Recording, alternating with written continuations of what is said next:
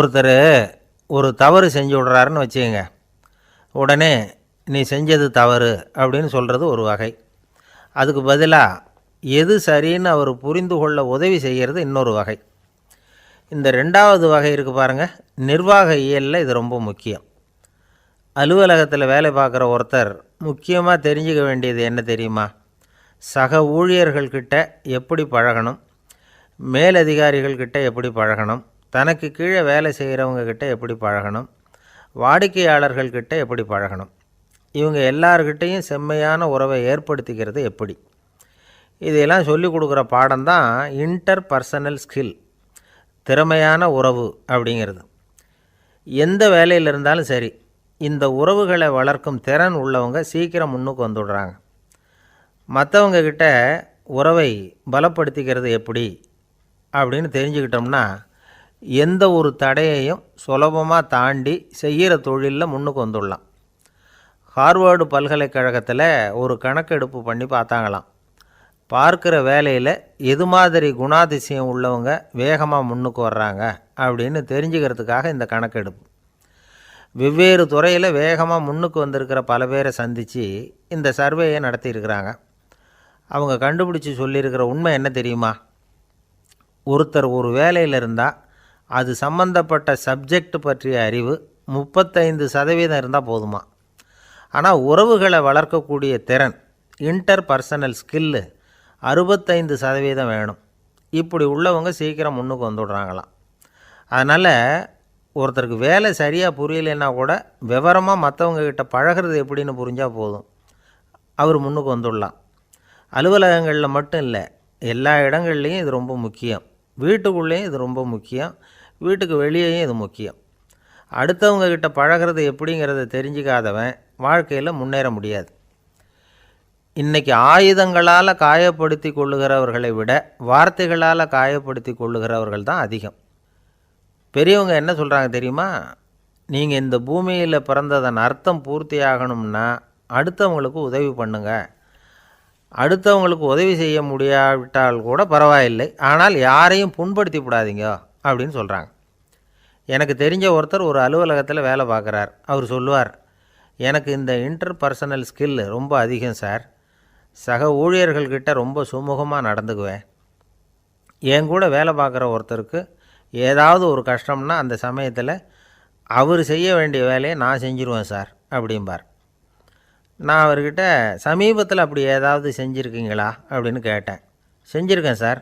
போன வாரம் புதன்கிழமை ஆஃபீஸில் என் பக்கத்து சீட்டுக்காரருக்கு வயிற்று வலி. உடனே நான் மெடிக்கல் லீவ் போட்டுவிட்டு எங்கள் வீட்டுக்கு போயிட்டேன் சார் அப்படின்னார். ஒரே ஒரு ஊரில் ஒரு ராஜா இருந்தார், ரொம்ப நல்லவர். ஒரு நாள் அரண்மனையில் விசாரணை நடந்துக்கிட்டு இருக்குது. அதில் ஒரு வழக்கு. ஒரு விவசாயி புகார் கொடுக்குறார். என்ன புகார்னா, அவர் வயலில் ஆடுகள் மேய்ஞ்சி பயிரை அழிச்சுட்டுது. நிறைய உழைச்சி செலவு பண்ணி பயிரை உண்டாக்கி வச்சுருந்தேன், எல்லாம் போயிட்டுது. இனிமேல் நான் என்ன செய்கிறது, நீங்கள் தான் சரியான தீர்ப்பு வழங்கணும் அப்படின்னார் அந்த விவசாயி. அந்த ஆடுகளுக்கு சொந்தக்காரர் யாருன்னு கண்டுபிடிச்சி அரண்மனைக்கு அழைச்சிட்டு வாங்கன்னு உத்தரவு போட்டார் ராஜா. சேவகர்கள் போனாங்க, ஆளை கண்டுபிடிச்சாங்க, கூப்பிட்டுக்கிட்டு அரண்மனைக்கு வந்துட்டாங்க. ராஜா விசாரணை பண்ணார். அப்புறம் விசாரித்து முடிச்சுவிட்டு தீர்ப்பு வழங்கினார். இந்த விவசாயி அடைந்திருக்கிற இழப்புக்கு ஈடாக உன்னுடைய ஆடுகளை அவங்ககிட்ட கொடுத்துட வேண்டியது அப்படின்னு சொல்லிவிட்டார். உன்கிட்ட இருக்கிற ஆடு பூரா அவன்கிட்ட கொடுத்துரு, அந்த ஆட்டுனால் ஏற்பட்ட இழப்பு சரியாக போகட்டும் அப்படின்னு தீர்ப்பு வழங்கிட்டார். அந்த மன்னருடைய மகன் இதை பார்த்துக்கிட்டே உட்காந்துருந்தான். இந்த தீர்ப்பை இன்னும் கூட சிறப்பாக வழங்கலாமே அப்படின்னு நினச்சான். அப்பாக்கிட்ட சொன்னான். உடனே அந்த அரசர், சரி நீயே இதுக்கு சரியான தீர்ப்பு சொல்லு அப்படின்னார். அந்த இளவரசன் தீர்ப்பு சொல்கிறான். அவன் சொன்ன தீர்ப்பு என்னன்னா, உங்ககிட்ட இருக்கிற ஆடுகள் எல்லாத்தையும் 1 வருஷ காலத்துக்கு அந்த விவசாயிகிட்ட ஒப்படைச்சிட வேண்டியது. அந்த 1 வருஷத்துக்குள்ள அந்த ஆடுகள் போடுற குட்டிகள், பால், எரு எல்லாம் விவசாயி எடுத்துக்க வேண்டியது. 1 வருஷத்துக்கு அப்புறம் உங்களுடைய ஆடுகளை நீங்களே திருப்பி வாங்கிக்க வேண்டியது. இதுதான் இளவரசன் சொன்ன தீர்ப்பு. இது சரியான தீர்ப்பு தான். இனிமேல் என்னுடைய அரச பொறுப்புகளை இளவரசர் வசம் ஒப்படைக்கிறேன் அப்படின்னு சொல்லி ஒப்படைச்சுட்டாராம். அதாவது தாவூத் நபி, சுலைமான் நபி இவர்களுடைய சரித்திரத்தில் இந்த சம்பவம் காணப்படுறதாக ஒரு நண்பர் சொன்னார். ஒரு தண்டனையை பெறுகிறவன் அதுக்கு பிறகு சமூகத்தில் நல்ல விதமாக வாழறதுக்கு வாய்ப்பு இருக்கிறது மாதிரி அமையணும் தீர்ப்பு. அதுக்கு இது ஒரு உதாரணம். சில தீர்ப்புகள் எப்படி அமைஞ்சு விடுதுன்னா, ஒரு தண்டனையை அனுபவித்து முடித்தவன் அதுக்கப்புறம் அவன் இந்த சமூகத்தில் நல்லவனாக வாழறதுக்கு நினச்சா கூட அதுக்கு தகுதி இல்லாதவன் அப்படிங்கிற அளவுக்கு சூழ்நிலை அமைஞ்சிருது. இது சிந்திக்க வேண்டிய ஒரு செய்தி. இன்னொரு ஊரில் ஒரு ராஜா இருந்தார். அவர் ஒரு நாள் ஒரு போட்டி வச்சார்.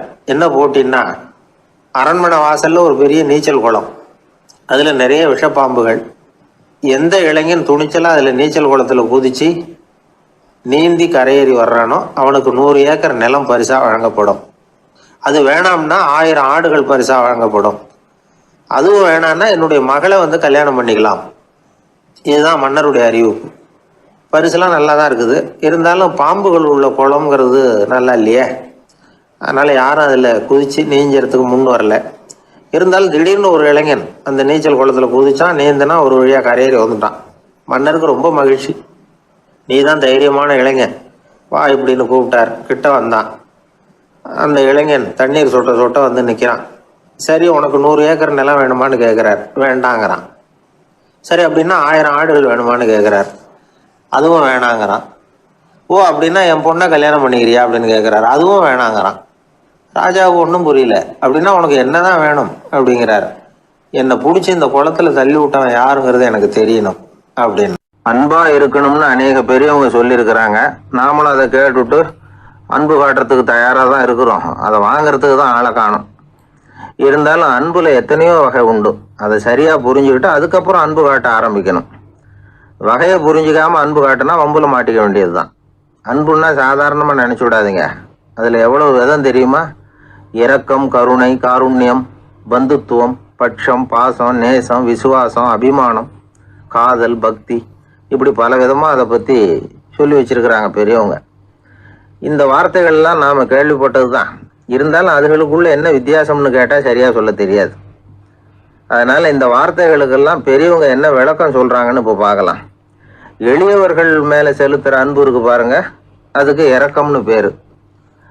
அறிவு பலம், சரீர பலம், இது ரெண்டும் இல்லாதவங்க மேலே, அதாவது வலிமையற்றவர்கள் மேலே செலுத்துகிற அன்பு இருக்கு பாருங்க, அதுதான் கருணை. எறும்புலேருந்து யானை வரைக்கும் சகல ஜீவராசிகள் மேலேயும் காட்டுற அன்புக்கு காருண்யம்னு பேர், ஜீவகாருண்யம். சிவி சக்கரவர்த்தி காட்டின அன்பு இந்த ரகம். உறவினர்கள், சொந்தக்காரங்க, அவங்க வசதியாக இருந்தாலும் வறுமையில் இருந்தாலும் வித்தியாசம் இல்லாமல் காட்டுற அன்பு இருக்கு பாருங்க, அதுக்கு பேர் பந்துத்துவம். ஒரு எஜமானன் வேலையாள்கிட்ட காட்டுற அன்பு இருக்கு பாருங்க, அதுக்கு பேர் தான் பட்சம். அவனும் தன்னை மாதிரி மனுஷன்தாங்கிற நினப்பு வேணும். ஒரு தாய் தன்னுடைய குழந்தை மேலே, ஒரு குழந்தை தன்னுடைய தாய் மேலே செலுத்துகிற அன்புக்கு பாசம்னு பேர். ஈருடல் ஓர் உயிர்னு நினைக்கிறது இது. ராமரும் கௌசலையும் இதுக்கு உதாரணம். தம்மை ஒத்த நண்பர்கள் கிட்ட செலுத்துகிற அன்புக்கு நேசம்னு பேர். வயசு, செல்வம், அந்தஸ்து, இந்த வித்தியாசமெல்லாம் பார்க்காம அவங்க சுக துக்கத்தில் சமபங்கு எடுத்துக்கிறது இது. கிருஷ்ணன் குசேலர்கிட்ட காட்டினது இந்த ரகம். வேலை செய்கிறவன் முதலாளிகிட்ட காட்டுற அன்புக்கு விசுவாசம்னு பேர். தேசத்து மேலேயும் தாய்மொழி பேர்லையும் செலுத்துகிற அன்புக்கு அபிமானம்னு பேர். தேசாபிமானம்னு சொல்கிறோமே, இதுதான். ஒரு கணவன் மனைவி பேரில் காட்டுற அன்புக்கு காதல்னு பேர். கடவுள் பேரில் செலுத்துகிற அன்புக்கு பக்தின்னு பேர். இப்படி அன்புல பல ரகம் இருக்கிறப்போ அதில் உள்ள வித்தியாசம் தெரியாமல் இடம் மாற்றி அன்பு காட்டினா இடைஞ்சல் தான். சரி, இந்த அன்பை பற்றி விஞ்ஞானம் என்ன சொல்லுது தெரியுமா? இதயத்தை பாதுகாக்கிறதுக்கு முக்கியமாக தேவைப்படுற ஒன்று இந்த அன்பு தான்னு சொல்லுது. நெதர்லாந்து விஞ்ஞானிகள் இதை ஆராய்ச்சி பண்ணியே கண்டுபிடிச்சிருக்கிறாங்க. கொஞ்சம் முயல் குட்டிகளை 2 பிரிவாக பிரித்தாங்க. 2 குரூப்புக்கும் கொழுப்பு அதிகமாக உள்ள ஆகாரத்தையே கொடுத்துக்கிட்டு வந்தாங்க. ஆனால் ஒரு குரூப்புக்கு வெறுமன ஆகாரத்தை கொடுத்ததோடு சரி, இன்னொரு குரூப்பு முயல்களுக்கு ஆகாரம் கொடுத்ததோடு நிறுத்திக்கல. அதுக்கு முன்னாடி கூண்டுகளை திறந்து விட்டு முயல்களை கொஞ்ச நேரம் எடுத்து கொஞ்சி விட்டு அதுக்கப்புறமா ஆகாரம் கொடுத்தாராம் ஆராய்ச்சியாளர். இந்த குரூப்புக்கு இதய பாதிப்பு 60% குறைச்சலாக இருந்துதான். சில நோயாளிகளுக்கு ஹார்ட் அட்டாக் வந்தாலும் அதை தாங்கிக்கிட்டு குணமாகிற சக்தி அதிகமாக இருக்குது. இது எப்படின்னு ஆராய்ச்சி பண்ணி பார்த்துருக்குறாங்க. அவங்கெல்லாம் மனைவி தன் பேரில் ரொம்ப அன்பாக இருக்கிறதாக நினைக்கிறவங்களாம் இருக்கிறாங்களாம். இதய நோயாளிகள் பல பேரை சந்தித்து இதய நோய் ஏற்பட என்ன காரணம்னு கேட்டிருக்கிறாங்க. அவங்க சொன்ன காரணம்லாம் சாப்பாடு சம்மந்தமாக இல்லையா, மனைவி அன்பா இல்லை, இப்படிப்பட்ட காரணத்தை தான் சொல்கிறாங்களாம். அதனால் இதயத்தை பாதுகாக்கணும்னு நினைக்கிறவங்க அடுத்தவங்க அன்பாக இருக்கிறது மாதிரி பார்த்துக்குங்க, அதுதான் முக்கியம். ஒருத்தர் முகம் பூரா பிளாஸ்டரி போட்டுக்கிட்டு வந்தார் ரொம்ப கோபமா. என்னங்க ஆச்சுன்னு விசாரித்தேன். எல்லாம் உங்களால் தான் சார்னார். விவரமாக சொல்லுங்களேன். என்ன உங்கள் தகவலை கேட்டுட்டு ஒரு பூனைக்குட்டியை கையில் எடுத்தேன், அன்பா அதை தடவி கொடுக்கறதுக்காக. ஆனால் அது முந்திக்கிட்டது. அது என் முகத்தை தடவி கொடுத்துட்டுது. முகம் பூரா நகை கீறல். அதுதான் இப்படி அப்படின்னார். அன்புல அறிவு சேராததுனால வந்த கோளாறு இது. சீடன் வெளியூர் புறப்படுறதுக்கு தயாரா இருந்தான். ரொம்ப தூரம் போக போறான். திரும்பி வர நாளாகும். புறப்படுறதுக்கான ஆயத்த வேலைகள்ல ஈடுபட்டிருந்தான். அந்த சமயம் பார்த்து இன்னொரு சீடன் அவங்கிட்ட வந்தான். நம்ம குரு உன்னை அழைச்சிட்டு வர சொன்னார், வா அப்படின்னு கூப்பிட்டான். இவன் உடனே புறப்பட்டு போனான். குருநாதரை பார்த்தான். அவர் காலில் விழுந்து வணங்கினான். வணங்கிவிட்டு எழுந்திரிச்சான். அவ்வளவுதான். குரு ஏதாவது உபதேசம் பண்ணுவாருன்னு எதிர்பார்த்தான். ஆனா நடந்தது என்ன தெரியுமா? குரு அவனுக்கு ஓங்கி ஒரு அடி கொடுத்தார். எதிர்பாராம இந்த அடியை வாங்கினதும் அந்த சீடன் அதிர்ந்து போயிட்டான். பக்கத்துல இருந்த மற்ற சீடர்களும் திகைச்சு போய் நின்னுட்டாங்க. அடி வாங்கின சீடனுக்கு மனசுக்குள்ள குழப்பம். நாம என்ன தப்பு பண்ணணும்? புறப்படுற நேரத்துல இப்படி குரு கிட்ட அடி வாங்குற மாதிரி ஆயிட்டுதே அப்படின்னு நினைச்சு மனசுக்குள்ள ரொம்ப வேதனைப்பட்டான். கொஞ்சம் துணிச்சலை வரவழைச்சுக்கிட்டு குருநாதர்கிட்டயே கேட்டுட்டான். சுவாமி, நான் என்ன தப்பு பண்ணினேன்? என்னை இப்படி அடிச்சுட்டீங்களே. ஒரு வார்த்தை கூட உங்களை எதிர்த்து நான் பேசினது இல்லையே. இவ்வளவு காலமா உங்க விருப்பத்துக்கு விரோதமா ஒரு காரியம் கூட நான் செஞ்சது இல்லையே. வந்ததும் வராததுமா ஒண்ணுமே சொல்லாம என்ன அடிச்சுட்டீங்களே. குருவே, நான் செஞ்ச குற்றம் தான் என்ன அப்படின்னு கண்ணீரோட பரிதாபமா கேட்டானா அந்த சீடன். ஆனா அந்த குரு முகத்துல கொஞ்சம் கூட கோபம் இல்லை. அவர் சிரிச்சுக்கிட்டே நின்றுகிட்டு இருந்தாராம். அதுக்கப்புறம் சொன்னாராம், என்னுடைய அருமை சீடனே, நீ ஒரு தவறும் பண்ணல. நான் உன்னை அடிச்சது நீ ஏதோ தப்பு பண்ணிவிட்டேங்கிறதுக்காக இல்லை. நீண்ட பயணம் போக போறேன். ஞாபகமா ஏதாவது கொடுத்து அனுப்ப வேணாமா? நீ ஞானம் பெற்ற பிறகுதான் திரும்பி வர போறேங்கிறது எனக்கு தெரியும். அதுக்கு பிறகு உன்னை வந்து அடிக்க முடியுமா? அதனால இப்ப கிடைச்சிருக்கிற இந்த வாய்ப்பை பயன்படுத்திக்கிட்டேன். அப்போதைக்கு இப்பவே அடிச்சுட்டேன், அவ்வளவுதான், வேற ஒண்ணும் இல்லை அப்படின்னாராம். குரு சிரிச்சுக்கிட்டே இப்படி சொல்றார். இருந்தாலும் இதுவும் ஒரு உபதேசம் தான். அதிர்ச்சிகளால விழிப்படைய வைக்கிறதும் ஒரு வழிதான். இது ஜென் வழி. பெரும்பாலும் அதிர்ச்சியின் மூலமாகவே ஞான தரிசனத்தை அருள்கிறவர்கள் தான் ஜென் குருமார்கள். நம்ம தியானம் தான் ஜென். இந்தியாவிலிருந்து இது சீனாவுக்கு போய் கொஞ்சம் பேர் மாறி வளம் பெற்று ஜப்பான்ல ஜென் ஆகி வளர்ந்துருக்குது, அவ்வளவுதான். ஜென்கிறது தியானம். எதை நினைச்சும் தியானிக்கிறது இல்லை, எல்லாத்துலயும் தியானம் இருக்கிறதா சொல்லுது ஜென். பேசுறது, இருக்கிறது, நடக்கிறது, சாப்பிடுறது, சிரிக்கிறது, தூங்குறது, தொழில் செய்யறது அல்லது சும்மா இருக்கிறது எல்லாமே தியானம் தான். ஜென்கிறது ஒரு சுய தரிசனம். தன்னைத்தானே அடையாளம் கண்டுகொள்கிறது தான் அது. இல்லாத எதையும் தேடி கண்டுபிடிக்கிறது இல்லை. சென் மார்க்கத்தை பத்தி ஓஷோ என்ன சொல்றாரு தெரியுமா? காணாமல் போன தன்னுடைய மூக்கு கண்ணாடி தன்னுடைய மூக்கின் மேல் இருப்பதை கண்டுகொள்வது போன்றது ஜென் அப்படிங்கிறார். நம்மால் இன்னொருத்தர் முகத்தை ரொம்ப நேரமா உத்து பார்த்துக்கிட்டு இருந்தார். என்ன பாக்குறீங்கன்னாரு அவரு. நீங்க போட்டிருக்கீங்களே மூக்கு கண்ணாடி, அதை தான் பாக்குறேன்னாரு இவரு. நீங்க அப்படி பாக்குறதுக்கு விசேஷ காரணம் ஏதாவது உண்டான்னு கேட்டார் இவர். உண்டுன்னார். என்னன்னு கேட்டார். நேத்திக்கு காணாம போன என்னோட மூக்கு கண்ணாடி அது அப்படின்னாராம் இவர். எனக்கு ஒரு நண்பர், அவர் ஒரு வழக்கறிஞர். ஒரு நாள் அவர்கிட்ட பேசிக்கிட்டு இருந்தேன்.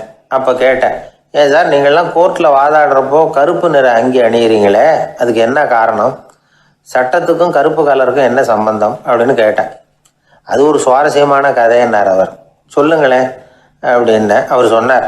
கிபி 1694 வருஷத்துல இங்கிலாந்து அரசி 2வது மேரிங்கிறவர் இறந்து போனார். அந்த ராணியோட கணவர் 3ஆம் வில்லியம், அவரு ஒரு உத்தரவு போட்டாராம். அரசியோட மறைவுக்கு அனுதாபம் தெரிவிக்கிற வகையில வழக்குரைஞர்கள் எல்லாரும் கருப்பு நிற அங்கி அணியணும் அப்படின்னு. அன்னைக்கு ஆரம்பிச்ச அந்த பழக்கம் அதுக்கப்புறம் மாறவே இல்லையாம். இன்னைக்கும் தொடருது. வழக்குரைஞர்கள்லாம் முதல்ல கருப்பு அங்கி மட்டும்தான் அணிஞ்சாங்களாம். அதில் ஒரு சின்ன சங்கடம். ஏற்கனவே உடம்பு கருப்பாக இருக்கிறவங்க அதுக்கு மேலே கருப்பு ட்ரெஸ் வேற போட்டுக்கிட்டா முகம் பளிச்சுன்னு தெரியாது இல்லையா? அதனால முகம் பளிச்சுன்னு தெரியறதுக்காக அவங்கெல்லாம் வெள்ளை நிற பட்டியை அணிய ஆரம்பிச்சாங்களாம். இப்படி தான் இங்கிலாந்தில் அந்த பழக்கம் ஆரம்பமாயிருக்குது. அந்த சமயத்தில் இந்தியாவை ஆண்டது பிரிட்டிஷ்காரங்க தானே, அதனால இங்கேயும் அந்த பழக்கம் அப்படி நடைமுறைக்கு வந்துட்டுது. அதே மாதிரி சர்ச்சிலின் மூதாதையரான மார்ல்பரோ பிரபுவின் ஞாபகார்த்தமாக நீதிபதிகள் இந்த வெள்ளை குள்ளாய் அணிகிற முறை பழக்கத்துக்கு வந்துதான். இதுதான் என்னுடைய நண்பர் சொன்ன தகவல். இங்கிலாந்தில் நீதிமன்றம்ங்கிறது ரொம்ப மதிப்புள்ளது. அந்த அளவுக்கு சட்டத்துக்கு அங்கே மரியாதை. அங்கே நடந்த ஒரு சுவாரஸ்யமான நிகழ்ச்சியை ஒரு சகோதரி எழுதி அனுப்பியிருந்தாங்க. அவங்க அப்பா நீதித்துறையை சேர்ந்தவரா, அவர் சொன்னதான் இது. அவங்க எழுதி அனுப்பியிருந்த விஷயம் என்னென்னா, அங்கே ஒரு கேஸில் ஒரு முக்கியமான தீர்ப்பு வழங்க வேண்டியிருக்குது. ஜட்ஜு, பாரட்லா படித்த பெரிய பெரிய வக்கீல்கள், ஜூரி எல்லாருமா கூடி அந்த கேஸை பற்றி விவாதிக்கணும். சுமாராக 40 பேர்.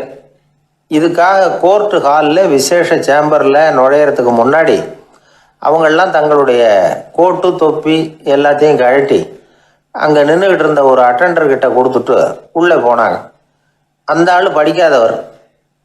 அவர் ஒவ்வொருத்தர் கொடுக்குறதையும் வாங்கி அங்கே அப்படியே ஒரு இடத்துல அடுக்கி வைக்கிறார். அப்படியே வாங்கி உள்ளே வச்சுக்கிட்டு இருக்கிறார் ஒவ்வொரு இடத்துல. அது அவரோட வேலை.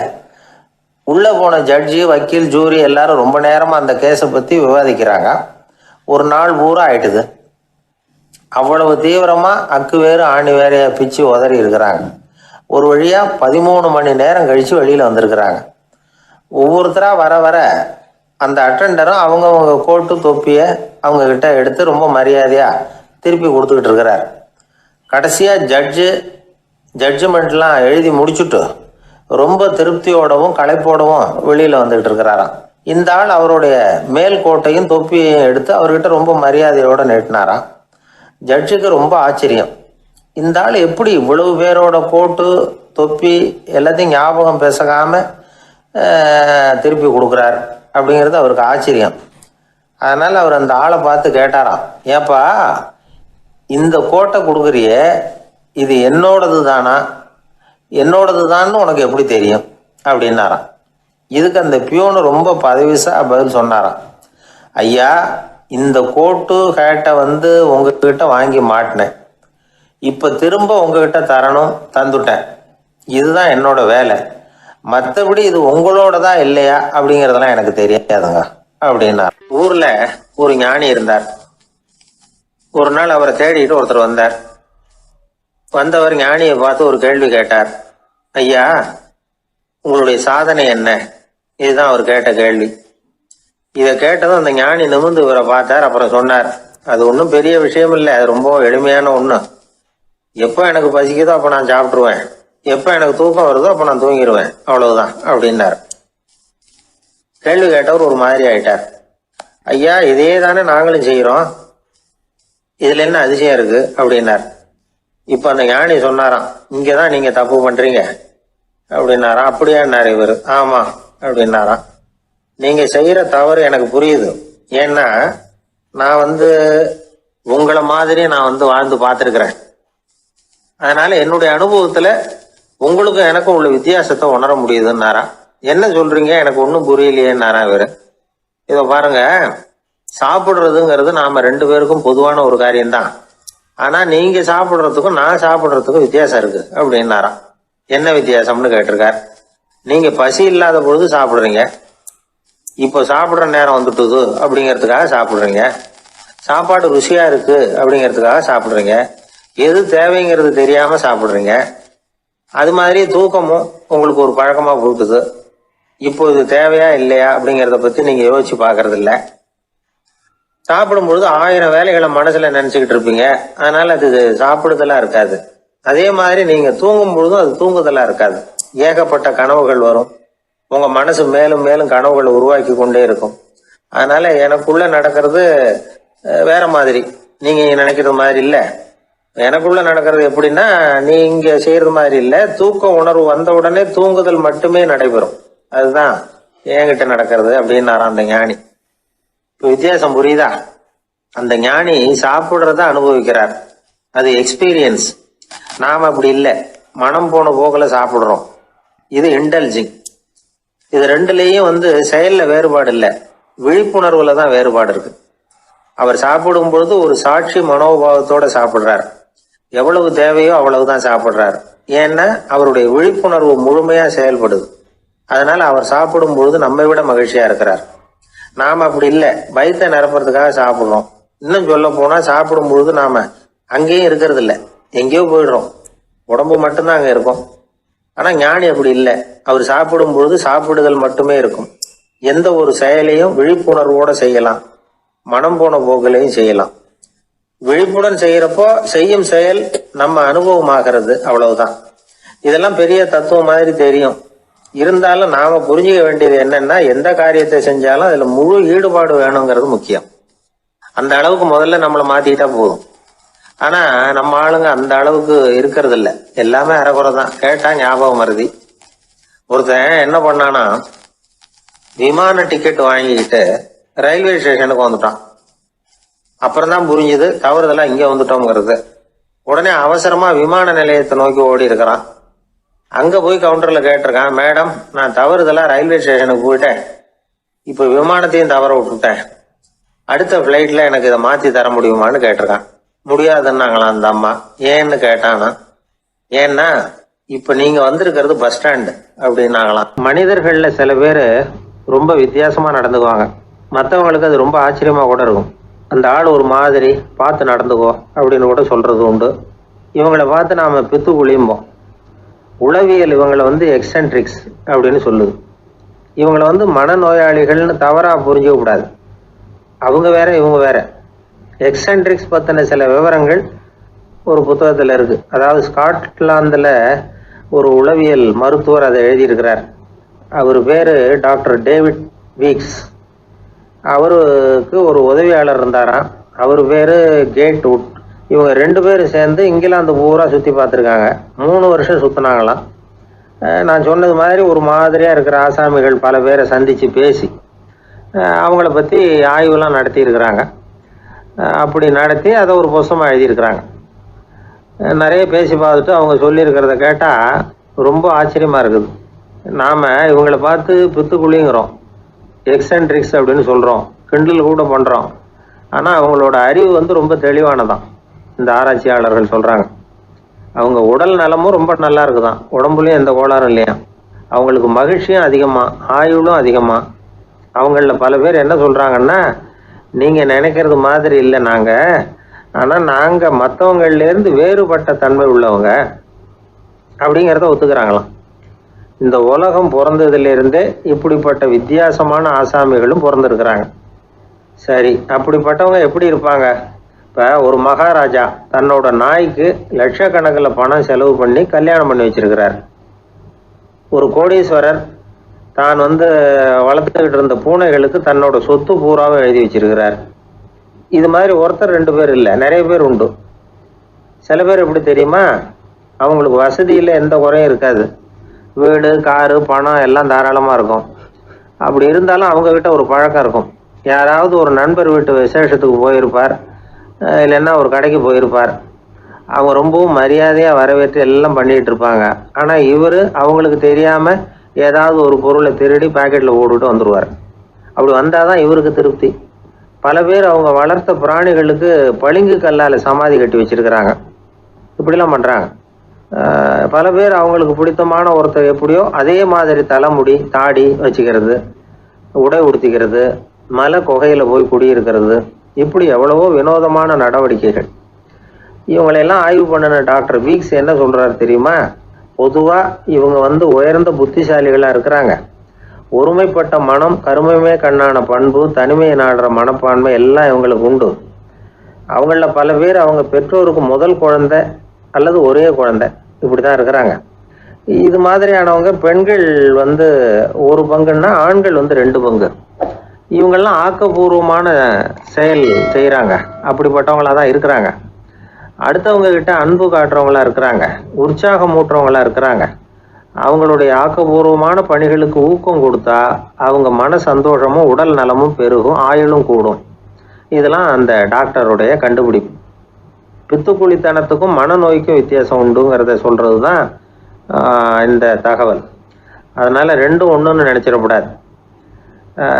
ஒரு நண்பன் ஒருத்தனை பற்றி சொல்கிறோம். அவன் எந்த வகைன்னு நீங்களே முடிவு பண்ணுங்களேன்.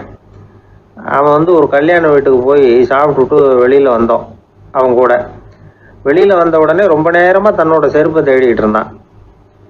என்னப்பா இன்னுமா உன் செருப்பு கிடைக்கல அப்படின்னு கேட்டோம். இல்லை இல்லை, என்னது முன்னாடியே கிடைச்சுட்டுது, அதை விட நல்லதாக ஏதாவது கிடைக்குமான்னு பார்க்குறேன் அப்படின்னா அவன்.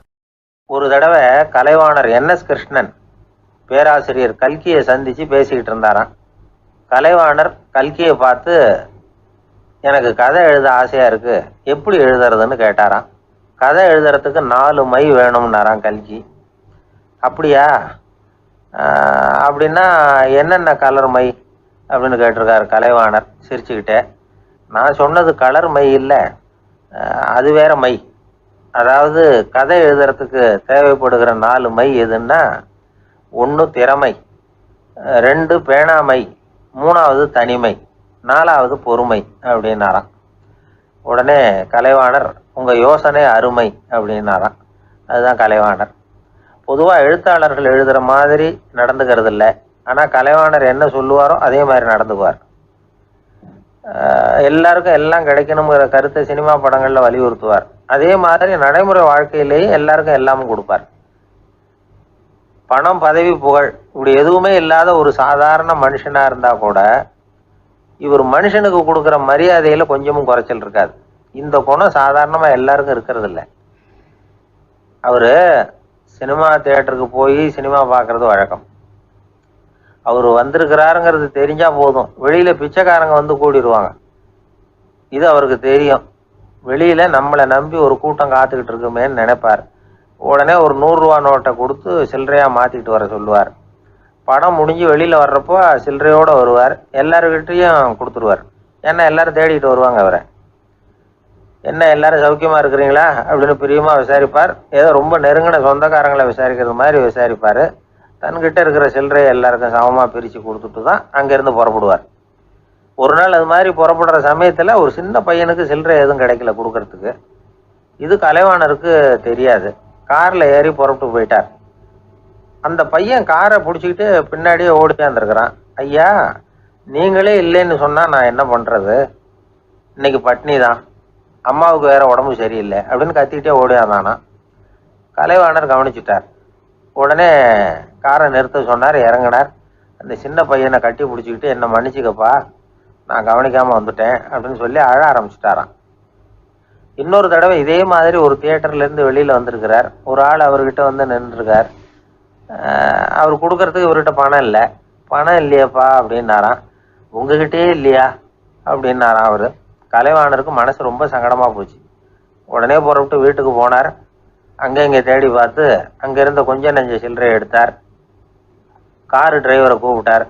தியேட்டர் வாசலில் நின்றுக்கிட்டு இருந்த ஆசாமியோட அங்க அடையாளங்களை சொன்னார். காரை எடுத்துகிட்டு போய் அந்த ஆளை கண்டுபிடிச்சி இந்த காசை கொடுத்துட்டு வா அப்படின்னு அனுப்பி வச்சாராம். பிச்சை போடுறதுக்காக காரை அனுப்புனதாக வேற யாரை பற்றியாவது நீங்கள் கேள்விப்பட்டிருக்கிறீங்களா? அவர் ஒரு வித்தியாசமான மனிதர், வித்தியாசமான கலைஞர்.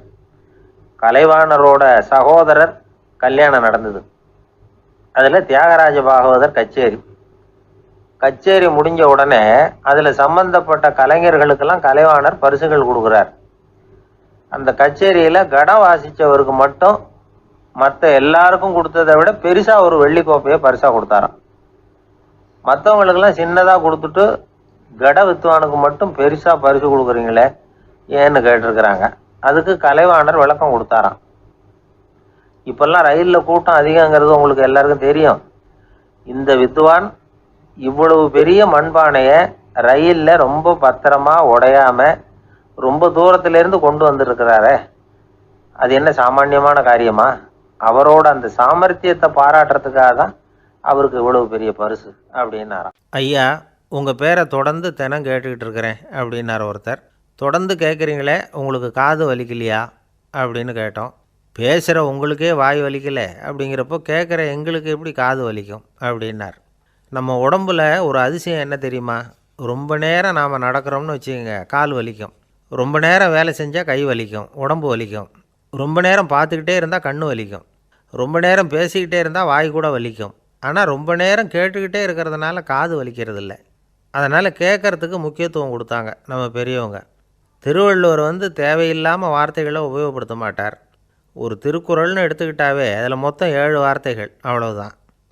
அப்படி 7 வார்த்தைகள் மட்டுமே உள்ள ஒரு திருக்குறளில் வள்ளுவர் ஒரே வார்த்தையை 5 தடவை உபயோகப்படுத்தியிருக்கிறார், திரும்ப திரும்ப பயன்படுத்தியிருக்கிறார். அப்படின்னா அதை எந்த அளவுக்கு வலியுறுத்தி சொல்கிறார் அப்படிங்கிறத நாம் புரிஞ்சுக்கணும். அது என்ன குறள்? செல்வத்துள் செல்வம் செவிச்செல்வம், அச்செல்வம் செல்வத்துள் எல்லாம் தலை. செவிச்செல்வம்ங்கிறது அவ்வளவு முக்கியமானது. கற்றலின் கேட்டல் நன்று. அதிகம் கேட்கணுங்கிறதுக்காக தான் எவ்வளவு கேட்டாலும் காது வலிக்கிறதில்ல. குறைச்சலாக பேசணும், அதிகமாக கேட்கணும். இன்னொரு விஷயம் கவனிங்க, நம்ம உடம்பில் கண்ணுக்கு மூடி இருக்குது, எதையாவது நாம் பார்க்க விரும்பலைன்னா உடனே கண்ணை மூடிக்கலாம். நம்ம வாய்க்கு மூடி இருக்குது, பேச விருப்பம் இல்லையா, வாயை மூடிக்கலாம். மூக்குக்கு கூட மூடிக்கிற வசதி இருக்குது, எதையாவது முகர விருப்பம் இல்லையா, மூச்சை அடக்கிக்கலாம். ஆனால் பாருங்கள், காதுக்கு மூடி கிடையாது, அதை கையால் தான் மூட முடியும். யார் என்ன சொன்னாலும் அது நல்லதோ கெட்டதோ காதில் விழுந்துக்கிட்டு தான் இருக்கும். அறிவு தான் நல்ல விஷயங்களை எடுத்துக்கிட்டு கெட்ட விஷயங்களை விட்டுடணும். நல்ல கருத்துக்கள் நம்ம காதில் நிறைய விழுந்துக்கிட்டே இருக்கணும், அதை கேட்டு நாம் நல்லபடியாக வாழணுங்கிறது தான் படைப்பின் விருப்பம். ஆன்மீகவாதிகள் கூட ஒன்று சொல்லுவாங்க, அதாவது ஆன்மீக பாதையில் நீங்கள் முன்னேறணும்னா முதல்ல சிரவணம் செய்யணும்பாங்க. அதாவது பெரியவங்க சொல்கிற நல்ல கருத்துக்களை கேட்கணும் அப்படின்னு அதுக்கு அர்த்தம். அதனால் யார் நல்ல கருத்துக்களை சொன்னாலும் அதை காது கொடுத்து கேளுங்க. இவ்வளவு கருத்துக்களையும் நம்ம நேயர் ஒருத்தர்கிட்ட சொல்லிகிட்டு இருந்தோம். அவரும் சரி சரின்னு தலையாடிக்கிட்டே இருந்தார். அப்புறம் சொன்னார், நீங்கள் சொல்கிறது சரிதான் சார், காதுக்கு மூடி இல்லைங்கிறது ரொம்ப சரி, அதனால தான் உங்கள் தகவல் கூட நாங்கள் விரும்புகிறோமோ இல்லையோ தினம் காதில் விழுந்துக்கிட்டு இருக்குது அப்படின்னார். எங்களுக்கு ரொம்ப பெருமையாக இருந்தது. அப்படியா அப்படின்னோம். ஆனாலும் என்ன மாதிரி சில பேர் நீங்கள் தகவல் சொல்கிற சமயத்தில் காதில் மூடி இல்லையேன்னு சொல்லி கவலைப்படுறதில்ல சார் அப்படின்னார். ஏன்னு கேட்டோம். காதை மூடுறதுக்கு தானே வசதி இல்லை, ரேடியோவை மூடுறதுக்கு வசதி இருக்குதுல்ல, அதனால் டக்குன்னு அதை மூடி வச்சுருவோம் அப்படின்னார்.